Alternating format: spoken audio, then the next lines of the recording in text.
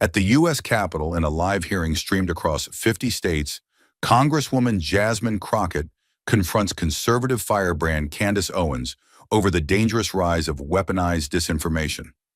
Owens insists she's being silenced for asking uncomfortable questions, but just minutes later, Crockett flips the narrative with financial records, whistleblower testimony, and a leaked recording that shatters Owens' defense. As the chamber erupts and the world watches live, one question slices through the silence. If outrage can be manufactured for profit, how many lives have already paid the cost? Stay with us. This is a story worth every second of your time. The chamber had never been this charged. Beneath the gold eagle crest of the U.S. Capitol, the special congressional hearing on disinformation in the post-truth era was called to order. There were no pleasantries, no applause, just a thick, electric silence, like the calm before a political execution. Seated in the center of the grand hearing room, Candace Owens, media firebrand and cultural agitator, was poised at the witness table, her expression steeled with defiance. She had been invited not as a criminal, but as a distinguished influencer in media to speak on behalf of freedom of expression.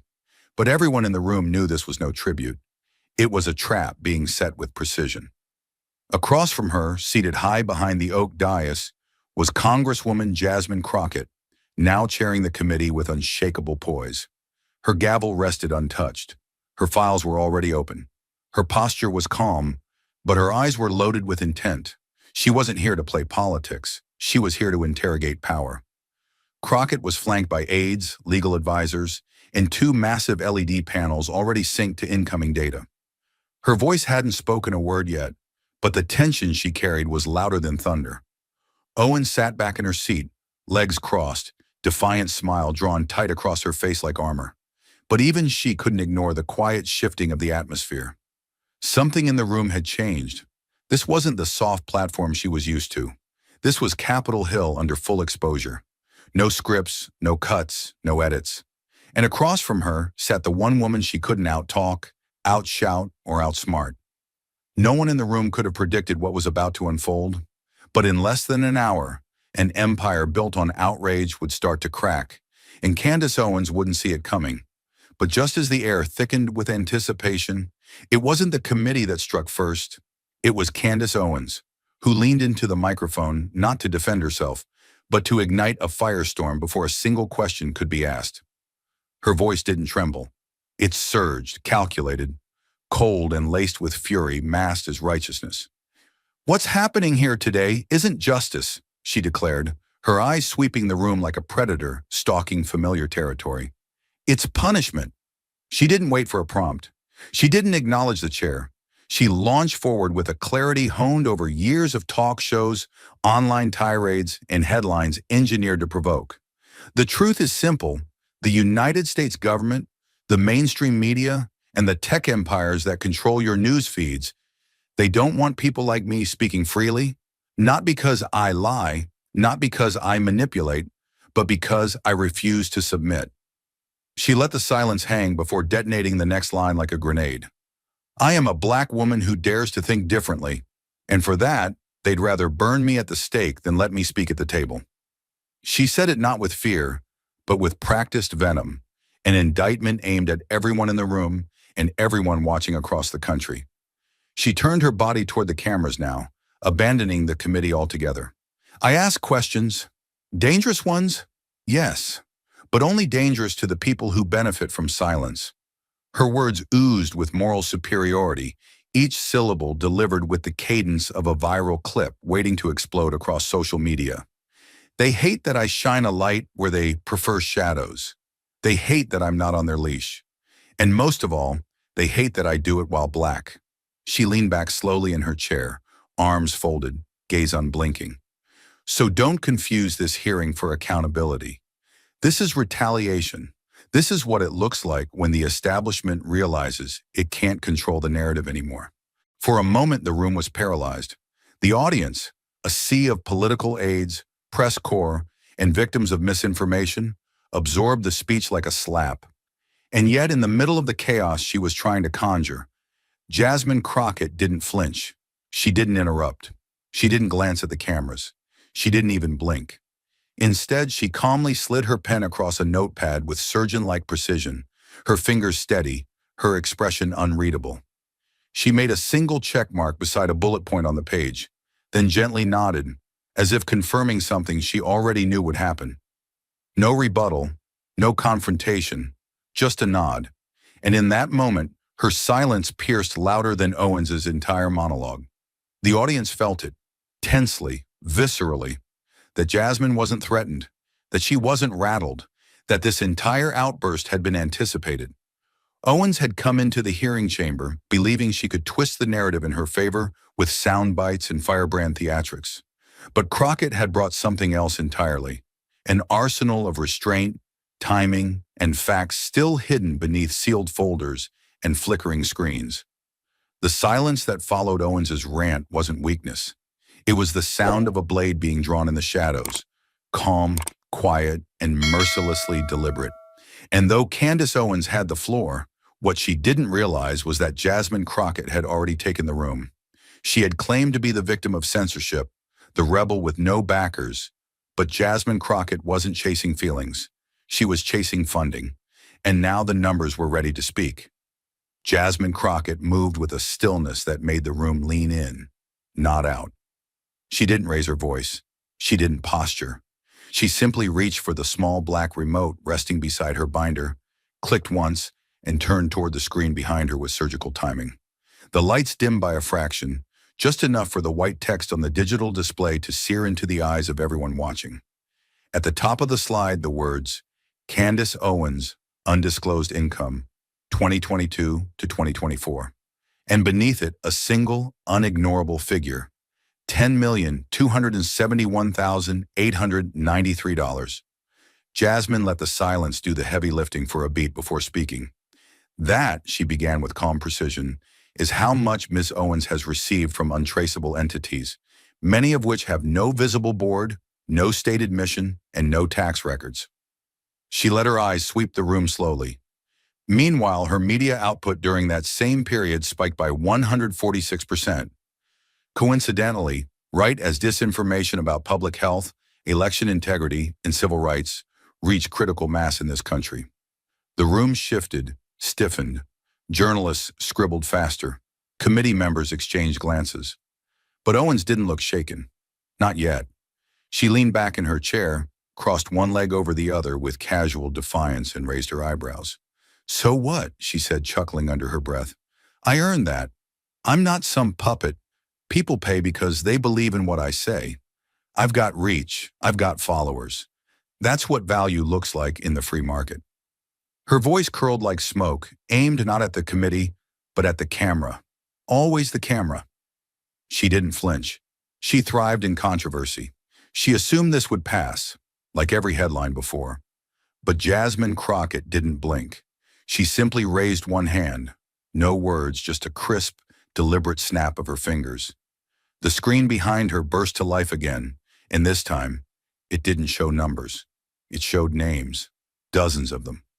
BioTruth Collective, Eagle Justice Network, Liberty Path Fund, Free Nation PAC. Each name was flanked by damning footnotes, redacted security briefings, leaked memos, foreign financial ties, propaganda markers. Then came the arrows, red crisscrossing lines connecting each group to incendiary campaigns Owens had fronted. The vaccine lie, the BLM scam, Patriot Uprising, the truth about John 6. The screen pulsed like a map of a war zone, because that's what it was. The oxygen left the room. Crockett's voice didn't rise, but it cut cleaner than ever. "These aren't fan clubs," she said evenly. "They're information laundering machines. Many of them operate out of think tanks with shell fronts, untraceable donors, and back-end links to offshore interests flagged by cybersecurity analysts and DHS task forces. They don't pay you because they believe you, Ms. Owens. They pay you because you're useful." Then she turned to Candace, fully for the first time. "You're not an independent voice.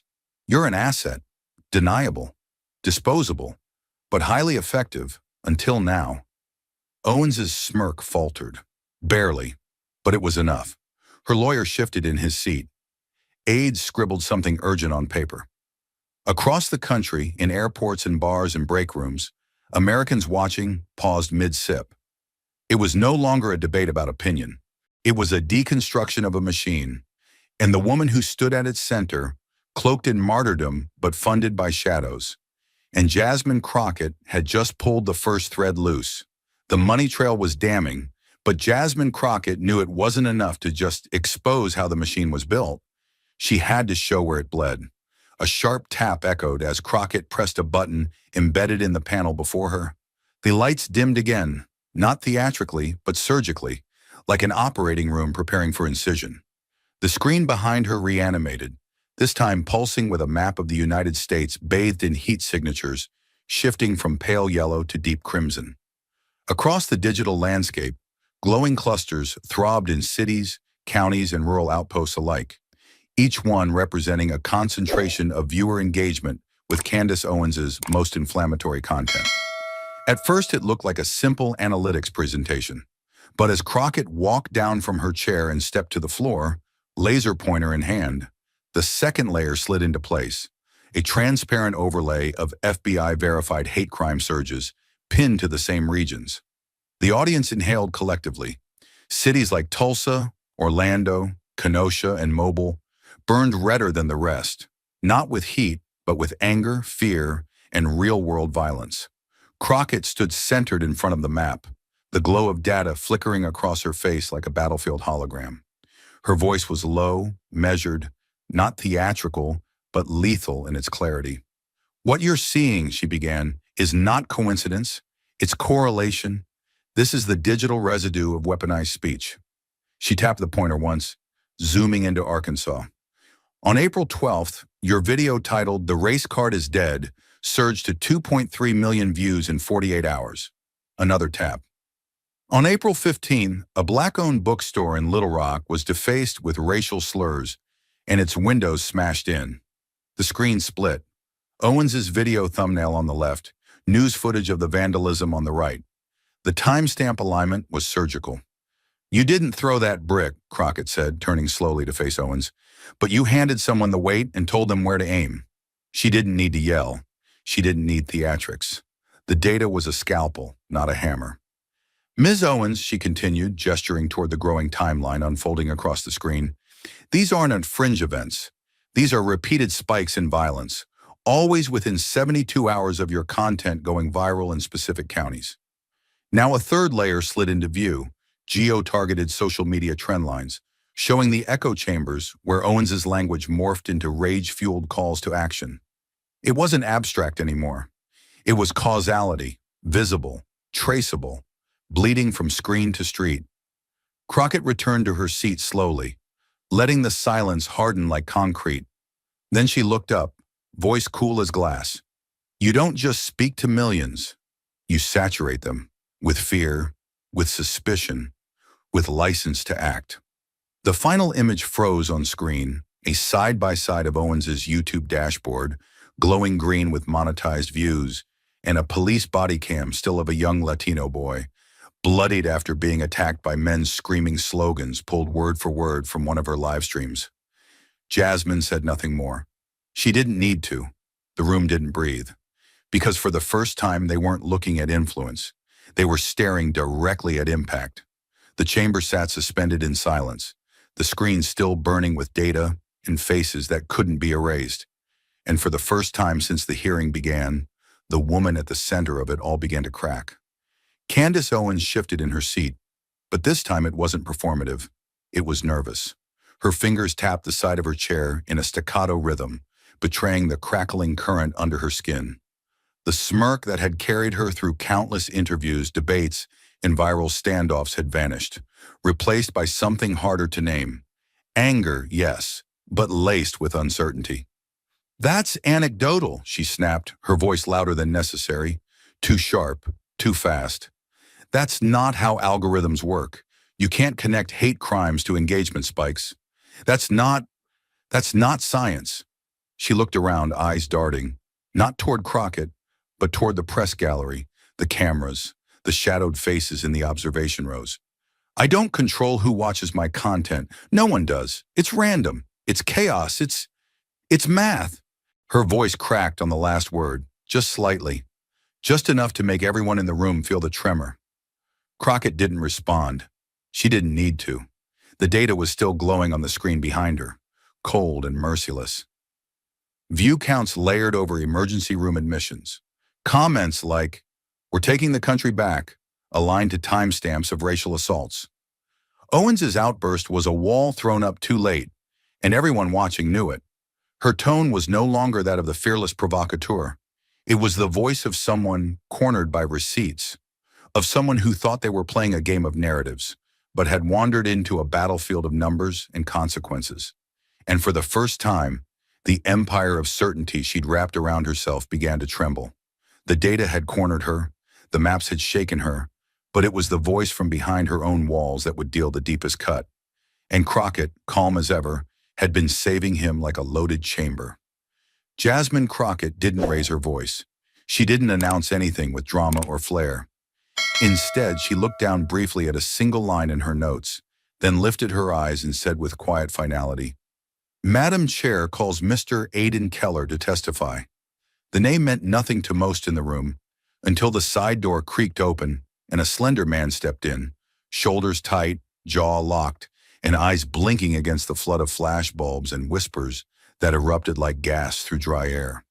He moved toward the witness chair with the careful steps of someone walking back into a fire they once escaped. But Jasmine's tone was unshaken, mercilessly precise. Former lead video editor for Owens Media Group, employed from 2019 to 2024, under direct contract. The color drained from Candace Owens's face. She didn't blink, but her lips parted ever so slightly as if she had just tasted poison. Keller adjusted the microphone, his hand trembling once, then still. "I came here because I couldn't keep pretending," he said, his voice low but unmistakably clear. "We weren't telling stories. We were building emotional weapons." Gas rippled again, but he continued without hesitation.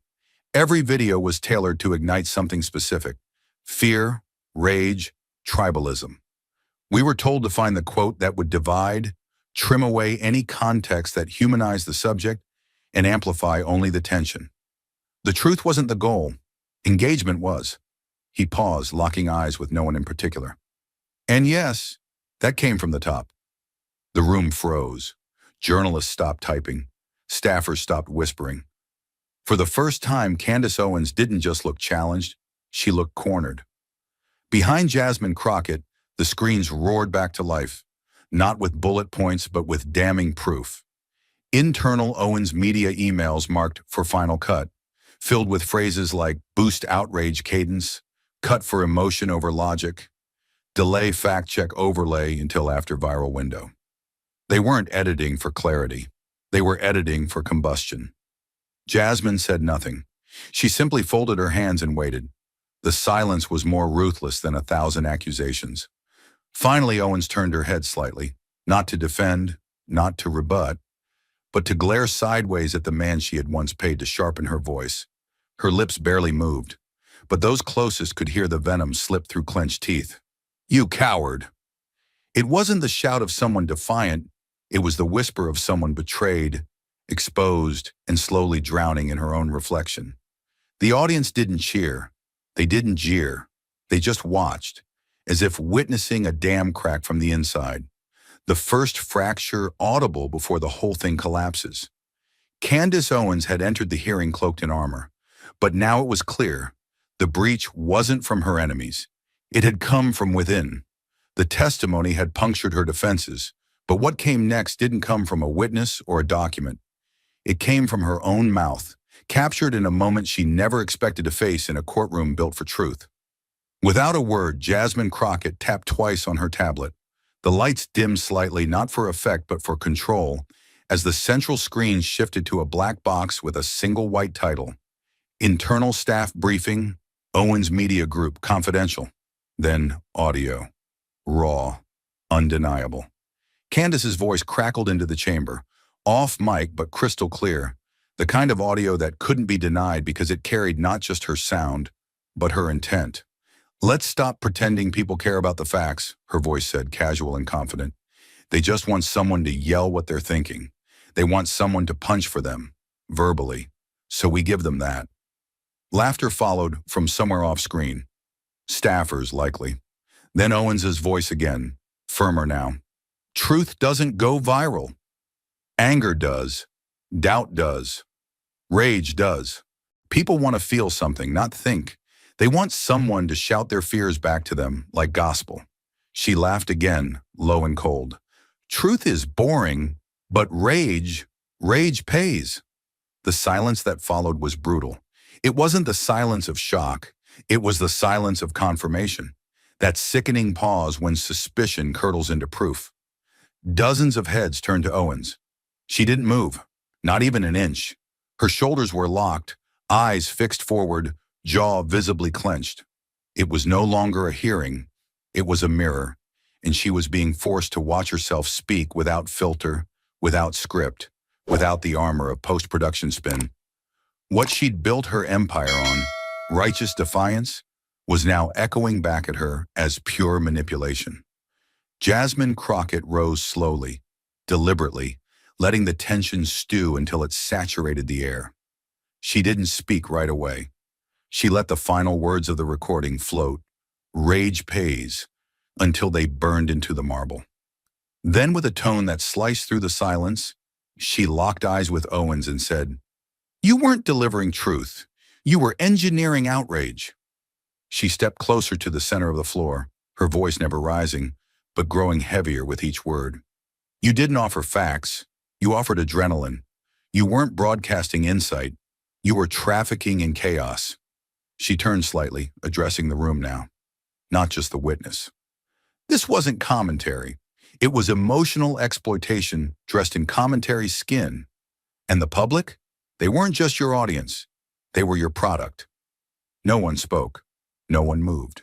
The image of Candace Owens's face, frozen in the grainy footage, still hovered behind Crockett, smiling in a moment of unguarded honesty, now turned to national evidence.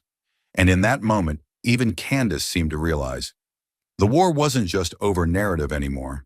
It was over ownership of consequence. Crockett had exposed the lies, the money, the manipulation, but now she stepped into the one place Owens couldn't spin or deflect, the human aftermath. Jasmine Crockett didn't raise her voice or slam a gavel. She simply stood, walked to the edge of the platform, and looked straight into the heart of the hearing room. Her voice, when it came, was low and unwavering. We've heard the numbers. We've seen the strategy. Now let's meet someone who lived the consequences. A quiet gasp fluttered through the gallery as the doors opened, and a woman stepped forward, mid-30s in worn navy blue scrubs, her hospital badge clipped to the collar like armor. Her name, Raina Timmons, an ICU nurse from Birmingham, Alabama. Her gait was careful, restrained, like someone who had learned to brace for impact even when entering silence. She took her seat beside the microphone, adjusted it with slow hands, and looked up, not at Crockett, not at Owens, but at the empty air in front of her, as if the moment she was about to relive still hung there. My name is Raina Timmons, she began, her voice delicate but sharp, each syllable clipped by memory. I've been a nurse for 11 years. I've held dying hands. I've comforted families through glass. She paused, swallowing. But I've never been spat on, not until last fall. Her hands clenched the sides of her chair as she continued, her breath shallow. A man came into our hospital. COVID positive, unvaccinated, aggressive. I tried to help. I approached with kindness. He looked me in the eye and said, You're one of them. You're lying. Candace said so. The air in the room turned heavy, pressing against every chest. I told him I was there to save him. He spit in my face, she whispered. He said, You're the problem. You're what's killing us. And as security dragged him out, he shouted, Candace Owens warned us about people like you. The silence that followed was suffocating. Crockett stood frozen, jaw set, while cameras captured every flicker of emotion washing over the room. The nurse turned toward Owens, not with anger, but with something worse, betrayal. You didn't hurt me with your hands, Raina said. You did it with your voice. You gave people permission to see me as an enemy. And I still go to work. I still treat them. but I carry that moment like a stain I can't wash off. She turned back to the mic, her voice now barely a whisper. What did I do to deserve that, Miss Owens? Was it because I believed in medicine? Or was it because I was a black woman in a hospital coat? Candace Owens didn't answer. She couldn't. Her face, once carved in confident defiance, had gone motionless. Only her hands moved, gripping the chair so tightly her knuckles had gone white. She stared down at the floor, eyes unblinking, her lips drawn into a thin line as if the room had started to close in around her. There was no comeback, no viral retort, no lighting to fix this in post. Just the echo of one woman's story, undeniable, unspinnable, and the silence of a nation beginning to understand that the real cost of disinformation isn't lost arguments. It's people like Raina Timmons. The testimony had drawn blood, and the human cost had shaken the room. But Jasmine Crockett wasn't here to stir sympathy. She was here to follow the money, and now the receipts were radioactive. Crockett didn't raise her voice. She didn't need to. With a quiet flick of her finger across the tablet before her, she summoned a new screen that eclipsed every chart before it. The display filled with a high-resolution financial matrix, rows upon rows of international wire transfers, color-coded to indicate origin, volume, and recipient. Let's pivot to funding, she said evenly, but her words cut with the finality of a verdict. She stood, pointing with the stylus in her right hand. Between March 11th and August 4th of last year, Owens Media Group received a series of high-value deposits totaling $3.4 million. Her voice sharpened. What's particularly fascinating is where these payments came from. Two so-called think tanks, one based in Moscow, the other in Budapest, both routed through anonymous shell corporations with no digital footprint beyond encrypted landing pages and post office boxes. A collective tightening rippled through the chamber. Every set of eyes, from press to panelists to public attendees, snapped to the screen as Jasmine zoomed into two flagged transactions, each tied to institutions previously cited in European Union reports for propaganda dissemination and digital destabilization campaigns. Now, Crockett continued, walking slowly across the floor, these transactions occurred precisely 72 hours before Ms. Owens released a series of monetized videos titled The Ukraine Deception, NATO's Hidden Agenda, and the Great Lie of Eastern Sympathy. She turned back toward Owens.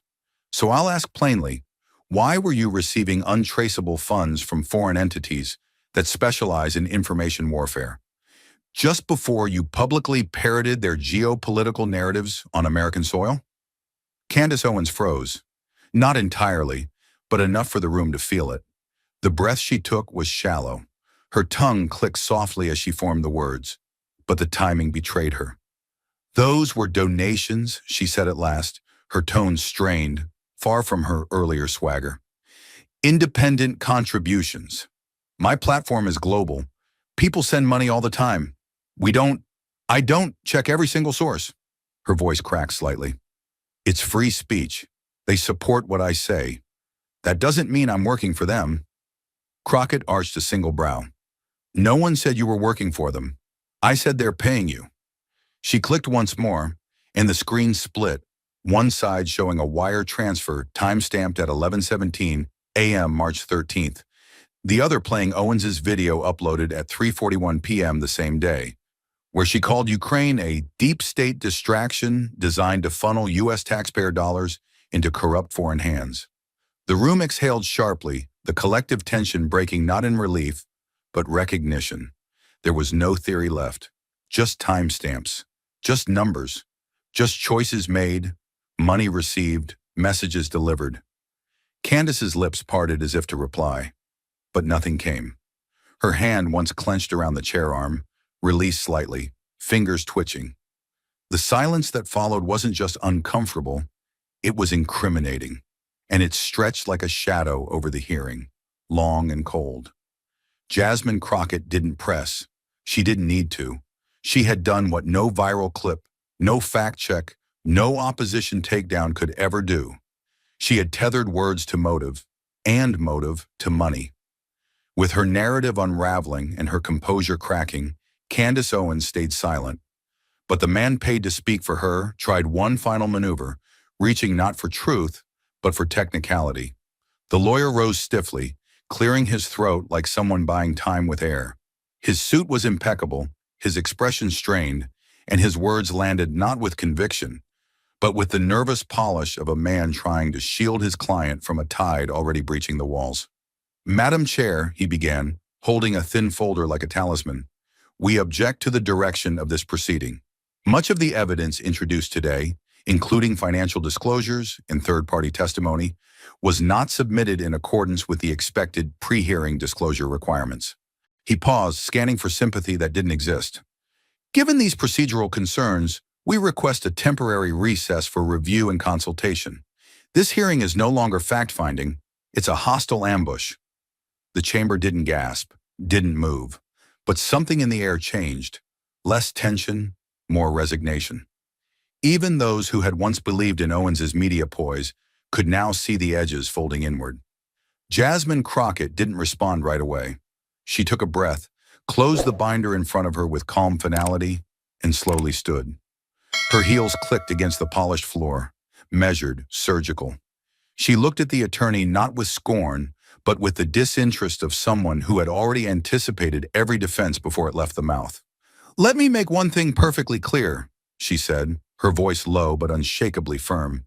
"You don't need a calendar invite to recognize the truth." She took a step closer to the dais, not looming, not towering, just present, in a way that couldn't be denied. "This hearing is not theater. It's not a curated broadcast.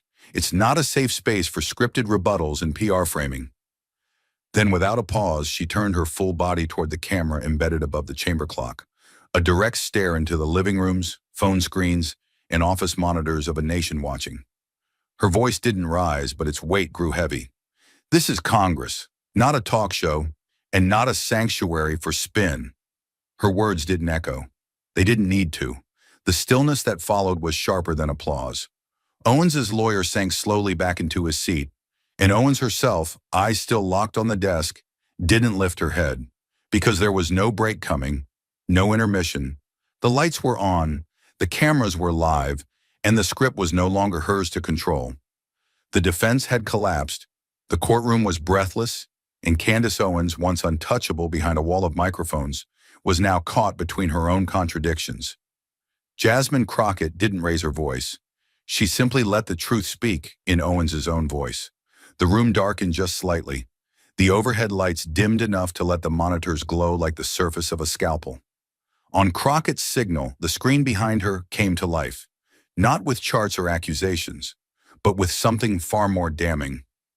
"Owens," speaking Owens into submission. The image crackled into place. Candace Owens on a stage in Georgia, March 2021, flanked by American flags and a roaring crowd. Her voice rang out across the hearing chamber in a tone sharpened by certainty. "The COVID vaccine is a government-engineered bioweapon. You are not protecting yourself, you're submitting to control. They want your DNA, your compliance, your children." Before anyone could react, the image jumped. Same face, different set, months later. Owens now seated in a sleek podcast studio, calm, polished, sipping from a branded mug. "Of course I got the vaccine," she says with a laugh. "I'm not anti-science. I fly internationally twice a month. What, do you think I'm reckless?" A ripple of unease tore through the gallery. Crockett stood still, her arms at her sides, watching the screen with the patience of someone who had played this sequence in her mind 100 times. The screen split now. On one side, Owens railing against state-sponsored chemical warfare. On the other, the same voice citing a belief in modern medicine. There was no editorializing, no dramatic music, just her words. Two versions of the same woman, each making the other impossible to believe. Then came the second montage. The screen cut to black before fading into a sunlit park. Candace at the height of her influence during the 2020 unrest, holding a megaphone. Her face was thunderous, her tone explosive. "Black Lives Matter is a fraud. They exploit tragedy to build power. It's a mafia cloaked in morality. And if you're defending them, you're part of the con." The audience in the hearing chamber stirred, some visibly bristling, but Crockett said nothing. She only gestured, and the next clip rolled. This time it was 2021. A sit-down interview with a right-leaning outlet. Owens was more reflective, her voice softer. I marched for BLM in 2014. I believed. I chanted their slogans. I cried for Michael Brown. I wanted change. She paused on screen, her hands folded gently in her lap. But I got older. I saw things differently. That's what growth is. Back in the hearing chamber, there was no applause. No outburst. Only discomfort. Crockett could feel it. She let it settle. Every person watching, here or on live stream, was being made to confront the simple truth. Owens wasn't just inconsistent, she was transactional. Her opinions weren't beliefs, they were leverage points, shaped to the moment, contorted to fit the market. The final clip faded and the screen returned to black. Jasmine stepped forward into the center of the floor, her heels clicking with slow, deliberate gravity. She didn't speak immediately. She let the silence tighten, a noose made of exposure. Then she turned, not to Owens, but to the American people watching through the lens of every camera pointed at the room. Free speech, she began, her voice unwavering, is not a weapon to be used against truth. It is not a hall pass for hypocrisy. It is not the right to deceive and walk away clean. She pivoted now, facing Owens directly for the first time in several minutes. When you say one thing in March and the opposite in July, that's not evolution, that's convenience. Her tone sharpened like flint against steel. When you call BLM a mafia on stage, but claim to have once marched for them on camera, you are not demonstrating depth. You are demonstrating contradiction, strategic contradiction. She stepped closer, now just feet from the witness table where Owens sat visibly rigid. People evolve, opinions shift, but what we've just witnessed is not change. It's marketing. It's pivot for profit. It's message trafficking based not on principle, but on audience metrics. Her voice dropped slightly, more intimate, more cutting. You didn't tell the truth. You sold what your viewers wanted to hear until it stopped being profitable. The weight of it settled like smoke. Owens didn't move. Her fingers trembled slightly against the rim of her water glass, still untouched since the montage began. Her jaw clenched, but no words came. What could she say? That both versions of her were valid? That contradiction was authenticity? Crockett had already closed that door and locked it. Then came the final line. Crockett stepped back, lifted her eyes once more to the gallery, then to the nation through the lens, and delivered it with the calm of a woman who had done the work. Free speech is not the right to lie and walk away. The words dropped like a final gavel, not shouted, not dramatized, but etched into the floor, the air, and the country's collective consciousness. For years, Candace Owens had played the system like a stage, but here, in this chamber, with the lights unfiltered and the footage uncut, the script had turned against her, and no clever edit could rewrite what had just been exposed. She had just been dismantled by her own contradictions, her words turned into weapons against her. But Jasmine Crockett had one final payload, and it wasn't on camera or in public record. It was private, and it was devastating. The screen flickered once more, the room dimming as if instinctively bracing for impact. Crockett didn't raise her voice. She simply said, "The committee has received a series of encrypted internal messages extracted from a whistleblower within Owens Media Group, verified through third-party forensic analysts." She walked slowly toward the witness table, a single sheet of paper in hand, but it wasn't paper that mattered. It was what was printed on it. Behind her, the screen lit up again, now displaying a digital message log. The sender, c.owens@omg.tv. The recipient, a redacted internal contact. Timestamp, November 2nd, 2023. Subject, narrative strategy. And then the quote, "It didn't scream, it didn't need to. I can make people doubt anything. What they choose to do with that doubt afterward, that's not my responsibility." No emoji, no caveat, just calculated casual detachment. There was a moment, so brief it could have been missed, where the entire room stopped breathing. No one stirred.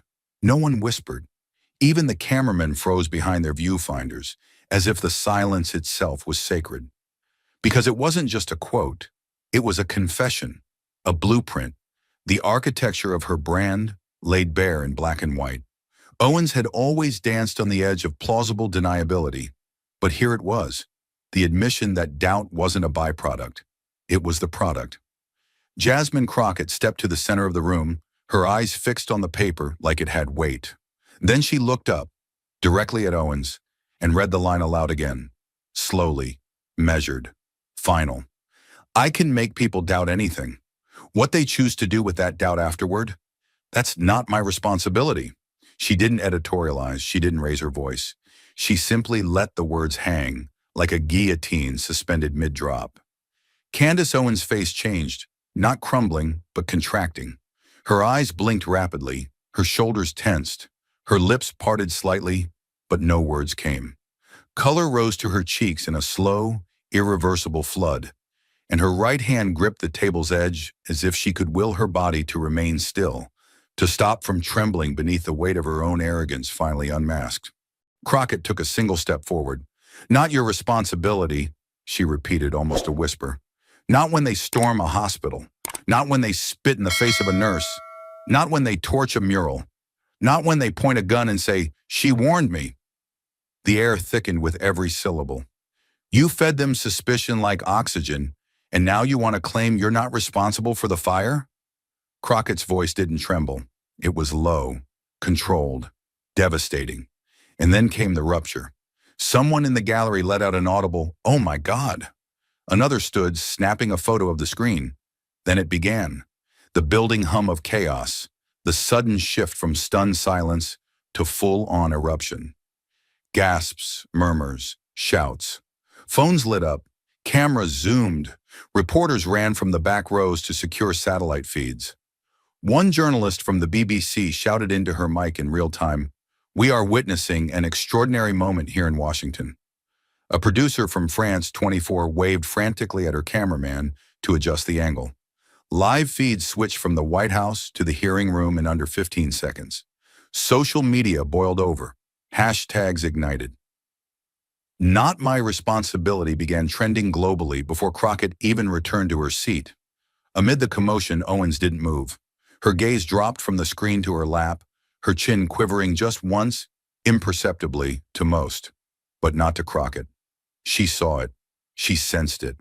That moment when bravado finally surrendered to gravity. Owens had survived 1,000 debates, 1,000,000 tweets, a dozen firestorms of her own making. But now, she was wordless. And the silence wasn't strength. It was surrender. Crockett, ever precise, waited for the noise to plateau before delivering her final blow in this segment. She stepped behind her desk, adjusted the mic with steady fingers, and looked once more. Not at Owens, but at the people behind her, at the cameras, at the world. "We are not here to police speech," she said. "We are here to protect the consequences of speech from being sold as entertainment." She let that sink in. Doubt is not neutral when it is weaponized. Misinformation is not harmless when monetized. And power, her voice dropped to a near whisper, is not innocent when it profits from chaos. She sat down. No mic drop, no posturing, just silence, the most honest sound left in the room. And as the feed was broadcast live on 5 continents, there was no longer any question of what Candace Owens had built. It wasn't a movement. It was a machine of doubt. And now it was coming apart piece by bloody piece, under the merciless light of congressional record. The eruption had passed, the screens faded to black, and all that remained was the quiet, the kind that presses against your ribs and doesn't let go. Now came the question that had waited beneath every receipt, every contradiction, every bruise. Jasmine Crockett rose from her seat once more, not with anger, not with triumph, but with the solemnity of someone about to close a chapter that had taken years to write. Her heels made no sound now as she approached the witness table. Only the weight of her presence moved the air. In her hand, she held no folder, no evidence, no printed statement. She needed none. Everything had already been shown, heard, felt.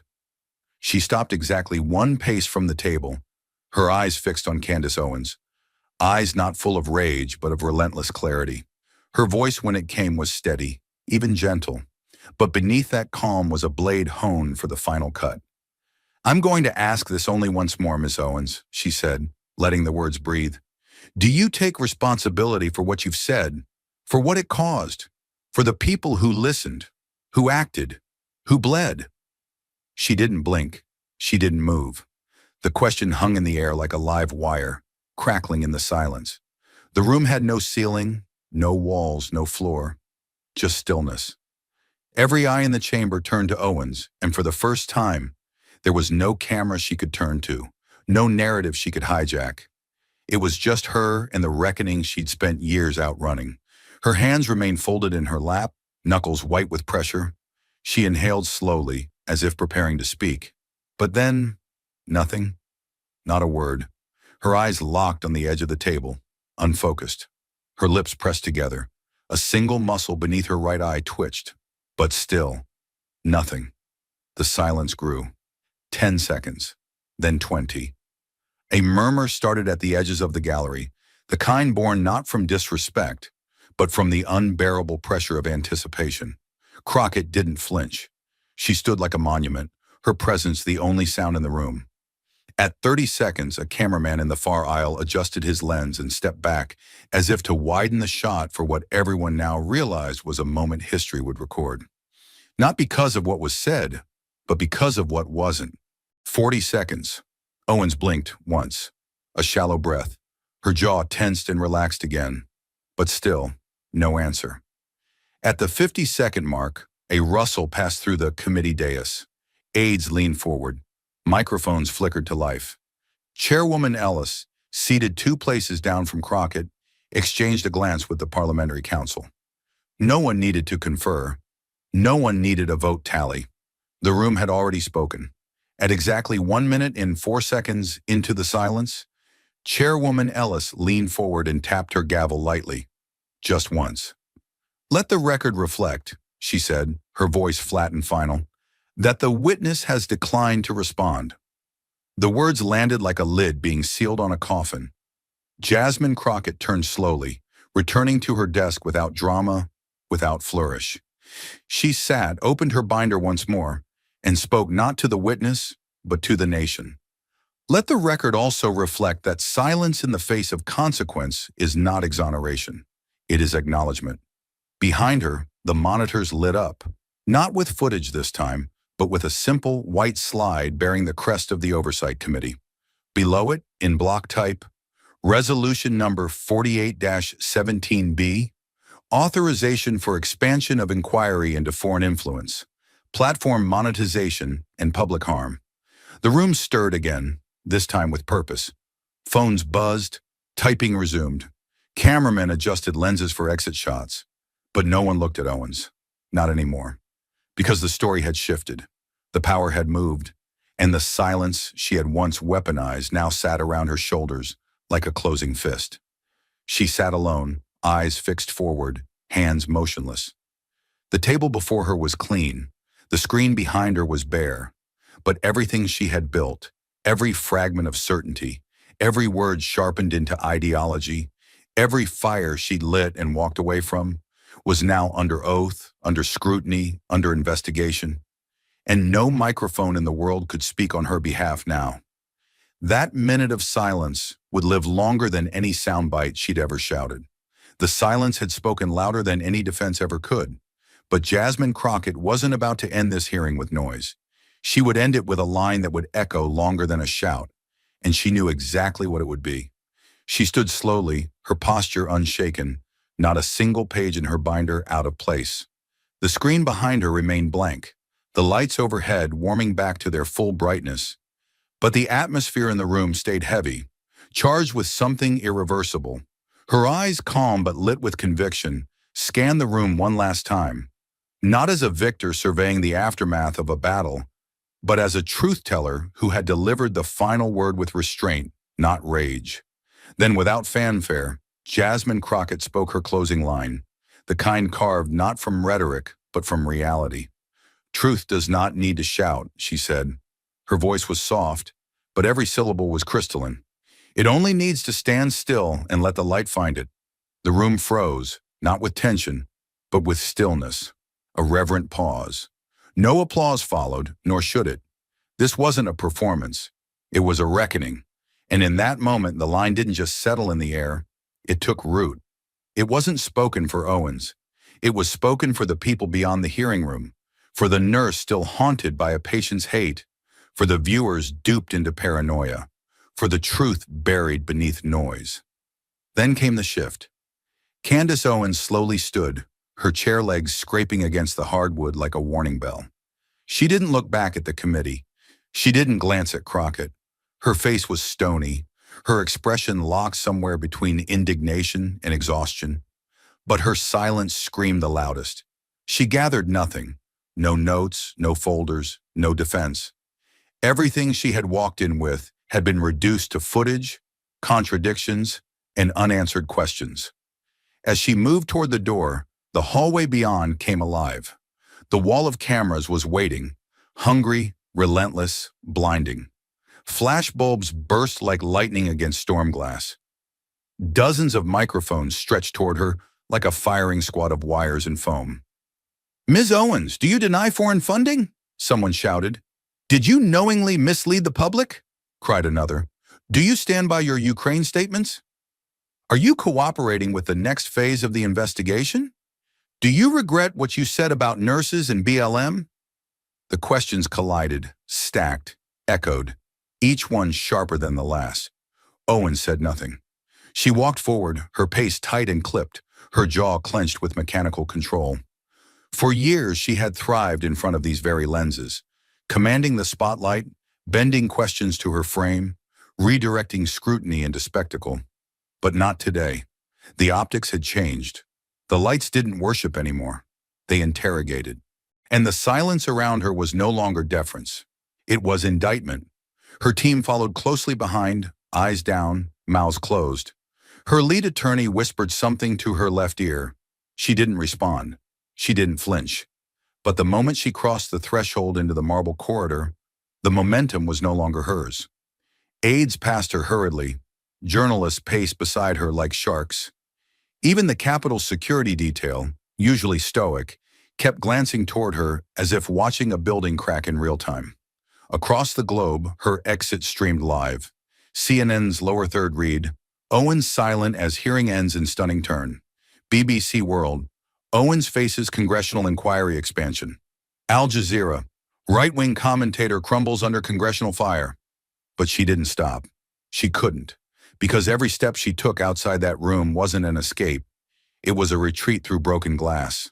Back inside, Crockett remained seated, quietly collecting her notes, untouched by the chaos erupting outside. Her face bore no pride, only resolve. She had not aimed to humiliate. She had aimed to reveal. And she had. Not just the contradictions in Owens's narrative, but the frailty of an entire ecosystem built on manipulated outrage, paid provocation, and deniability for sale. There were no arrests that day, no handcuffs, no pounding of fists. But something far greater had occurred. Credibility had cracked in real time. And once trust breaks, especially under lights in front of millions, it cannot be reassembled with spin. Not even by someone as practiced as Candace Owens. Because this was no longer about a single figure. It was about a machine. And the moment the nation realized that the machine had a manual, had a motive, and above all had a maker who refused to answer for it, that machine didn't collapse all at once. But as Candace Owens vanished into the swarm of unanswered questions and unyielding cameras, its shell splintered, publicly, painfully, permanently. And though the hearing adjourned, the real work had just begun. The story wasn't over. But the empire of deception had cracked, and the light had found its way in. As the doors closed behind Candace Owens, and the glare of the cameras dimmed into distant echoes, the room was left not just with silence, but with something more permanent, the moral residue of what had just unfolded, and a lesson written not in law, but in consequence. There are moments in history when truth arrives not as a grand gesture, but as a quiet reckoning, slow, patient, irreversible. This was one of those moments, and within that chamber, where numbers had been wielded like blades, video had been stripped of its edits, and silence had screamed louder than sound. Something deeper than politics had been revealed. The world had just witnessed what happens when influence is mistaken for integrity, when a platform becomes a weapon, and when free speech is used not to liberate, but to manipulate. Jasmine Crockett hadn't won a debate. She had exposed a system, and not with fury, but with evidence. Not by shouting over noise, but by forcing noise to face the mirror. In doing so, she laid bare a lesson that had nothing to do with partisanship and everything to do with responsibility. That words are not without gravity. They land, they linger, and sometimes they destroy. But the human lesson didn't belong to the committee. It belonged to the people who had suffered in silence long before cameras were ever turned on. It belonged to the nurse who still woke at night with spit on her cheek and fear in her gut. It belonged to the teachers, doctors, frontline workers, immigrants, and Black citizens who had been turned into targets by manufactured doubt. It belonged to the audiences who had been fed fear disguised as clarity, anger sold as empowerment. The hearing had revealed not only that misinformation had been monetized, but that its collateral damage had faces, names, and pain that didn't fit into trending hashtags. And the lesson wasn't just that Owens had gone too far. It was that she had been allowed to, until truth caught up. The moment forced a confrontation that America had long avoided, the difference between speech that challenges and speech that corrodes. Freedom of expression is a pillar of democracy, but it is not armor for deception. It is not immunity for malice.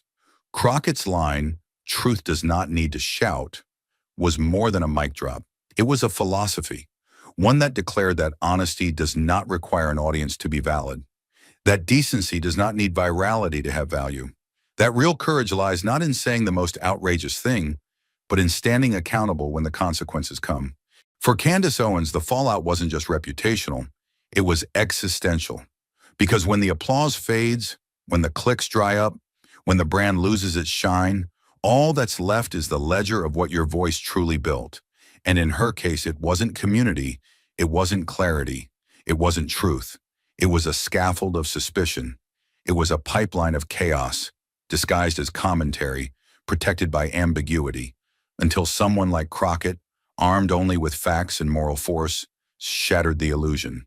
But the greater moral arc didn't end with her. It was about what we, as a society, permit when charisma overrides consequence. It was about what happens when doubt is industrialized, when platforms reward provocation over integrity, when entire ecosystems flourish by making people fear each other more than they understand each other. The hearing didn't just dismantle one narrative. It held up a mirror to the culture that allowed it to thrive. It reminded everyone watching that democracy cannot survive on spectacle alone. It requires truth. It demands it. And when truth is treated like an option instead of a foundation, even the loudest voices will eventually collapse under the silence of their own accountability. That day, as Jasmine Crockett packed her files and walked out without a press scrum, there was no headline screaming her name, no viral reel capturing her smile. But there was something else. The feeling, felt by millions, that honesty had finally stood up in a room that had long been under spin. And in that standing, a new standard had been drawn, not just for politicians or pundits or media moguls, but for all of us. The lesson was searing, simple, and non-negotiable. Influence without conscience is a loaded weapon, and silence in the face of consequence is its trigger. Truth may not trend, it may not sell, but it endures. And when spoken quietly under oath, in the face of power, it can bring even the loudest empire to its knees. As the gavel echoed its final strike, and the screens across America slowly dimmed, what lingered wasn't just scandal, it was a challenge, an open wound in the fabric of public truth that demanded more than observation. It demanded action. This wasn't a story that ended with a verdict. It began with a responsibility. Because every clip that went viral, every falsehood amplified, every truth buried beneath the noise wasn't just a byproduct of one woman's empire. It was the result of a system we all helped build, or at least allowed to grow unchecked. And now, as the dust settled in that Capitol hearing room, a larger question loomed like smoke in the rafters. What will you do with the truth now that it's no longer hidden? The time for spectatorship is over. Silence is no longer neutral. Every like, every share, every passively consumed soundbite is a vote, not just for content, but for the kind of country we allow to exist. We are not powerless in the face of misinformation. We are complicit if we remain passive. Jasmine Crockett didn't just expose Candace Owens. She exposed how easy it is to turn rage into currency and how rarely we demand a receipt. But accountability cannot live in one courtroom or one hearing. It lives in every classroom, every platform, every conversation around the dinner table. If you're tired of being misled, if you've watched your community torn by false narratives, if you've lost someone to conspiracy before you lost them to illness, then this moment is yours too. You cannot change the algorithm, but you can change what you amplify. Refuse to share content that weaponizes identity and labels it truth.